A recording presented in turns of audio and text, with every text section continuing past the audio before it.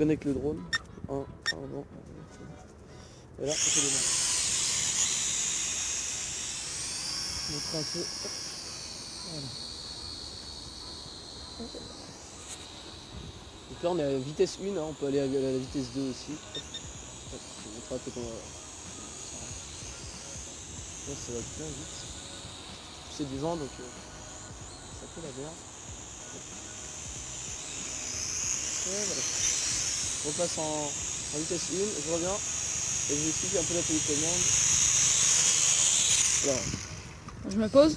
non, alors la télécommande elle fonctionne comme ça. Donc là c'est le sens du drone. Ici on a les gaz. Ici on a les vitesses, donc height et low, donc deux vitesses. On a juste à appuyer, voilà, on passe en height, on va sur l'écran LCD, hop, on repasse en low. Donc là on a le flip, donc on reste appuyé, on choisit la direction de notre choix. À droite, à gauche, enfin en avant, en arrière. Ensuite on peut relâcher le bouton, je vais vous montrer à quoi ça ressemble tout de suite. Ensuite on a les trims. Et voilà, et là le voyant, pour montrer que la manette est bien connectée. Je vais montrer un peu les backflips. Je vais aller haut histoire qu'on n'ait pas trop de bruit du drone. Et c'est parti, regardez la manette. Voilà. On peut choisir, là c'était à gauche, on va faire à droite, en arrière, et en avant. Donc à savoir que quand la batterie, parce que c'est vrai que les backflips usent beaucoup de batterie, donc quand la batterie est faible, les LED vont s'illuminer, enfin vont clignoter. Donc voilà, donc comme ça on aura une petite indicatif. Et aussi le vert c'est à l'arrière et le rouge l'avant. Voilà, il y a un hélico qui nous emmerde. Voilà, je vais vous montrer un peu les backflips parce que tout à l'heure j'étais loin. Aussi vous avez vu qu'il perd beaucoup d'altitude quand on fait un backflip. Donc voilà, donc préparez un petit peu 2 ou 3 mètres. Après l'attaque, ouais c'était chaud. Voilà, je vais essayer de vous montrer un peu. Ah voilà, là il a plus de batterie. Je sais pas si on voit sur la vidéo mais il clignote. Ouais, je vais essayer de me rapprocher. Là, là on peut voir qu'il clignote.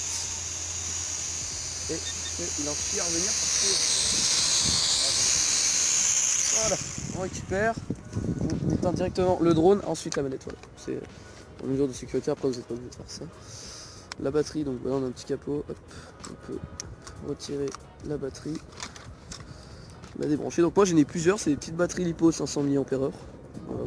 Ça tient environ 6 à 7 minutes. Donc c'est plutôt pas mal pour un petit drone à 100 €. Ensuite, donc moi je vais en mettre une autre pour vous montrer un petit peu comment il vole. Voilà, on branche. Donc bien faire attention quand la batterie est déchargée, pas l'utiliser une fois qu'il clignote, je veux dire revenir au plus vite. C'est parti. Là déjà ça clignote, ça clignote.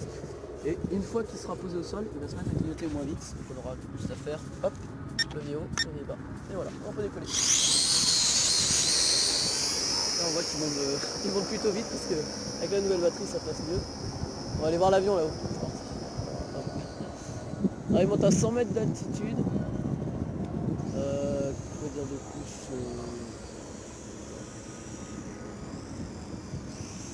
Bon, c'est un bon petit drone pour les débutants, plutôt sympa à manier. Voilà, donc là avec du vent il tient, hein, mais bon, il a juste un peu de mal à revenir. Voilà, on peut tourner également. Donc si vous voyez qu'il y a du vent, vous pouvez toujours régler les trims en fonction du vent pour qu'il résiste mieux. Voilà, on va atterrir. Voilà, il est en aussi, normalement, on a des petits protèges hélices que je vous montrerai dans la vidéo tout à l'heure. Qui se mettent ici, voilà, on en a 4, mais moi je les ai cassés parce que je suis un bolos.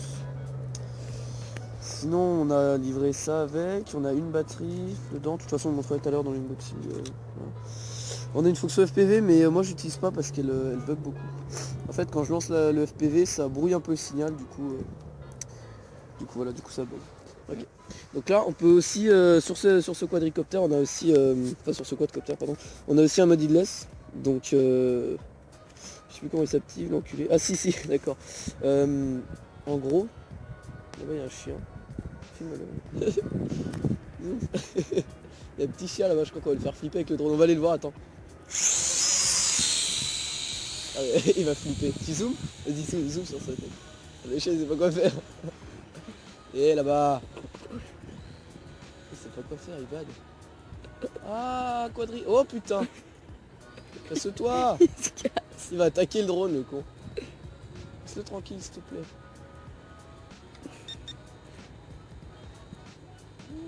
Donc là, oh putain. Là, je suis en vitesse 2. J'ai l'impression qu'il revient pas, le con. Il part en couille. Si, il arrive. Oh, il arrive. Il part un peu en sucette, mais il arrive. C'est parce qu'il flotte sur... C'est Ouais, chiant. donc je voulais vous montrer pour cette petite vidéo le mode idless. C'est un mode en gros. Attendez, je vais le faire revenir comme ça je pourrais vous montrer en image. Ça. Ah putain. Bon, arrive, ok. Voilà.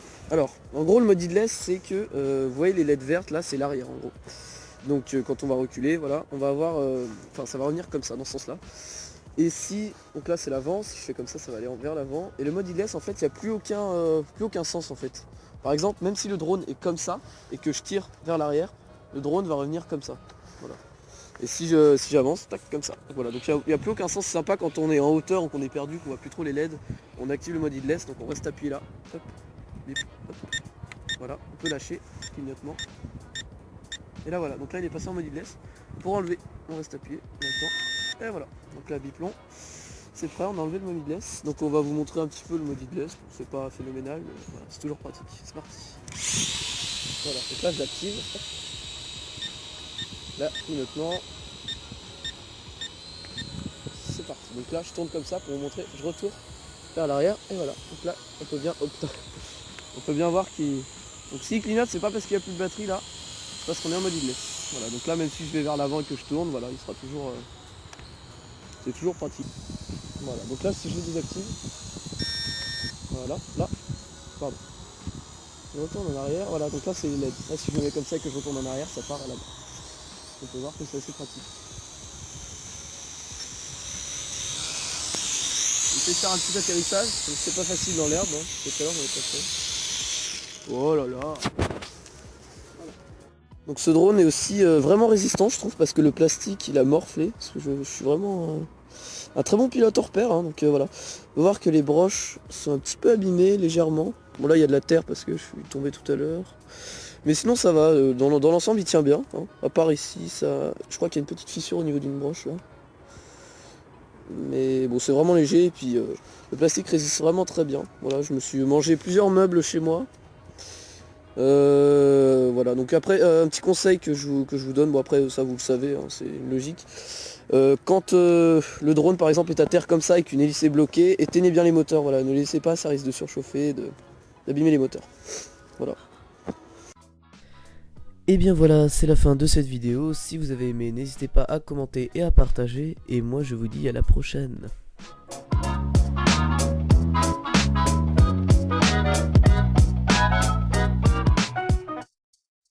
Voilà, donc ne surtout pas faire du drone dans un champ parce qu'on peut voir qu'après on a des, voilà, des chaussures un peu lourdes quand même.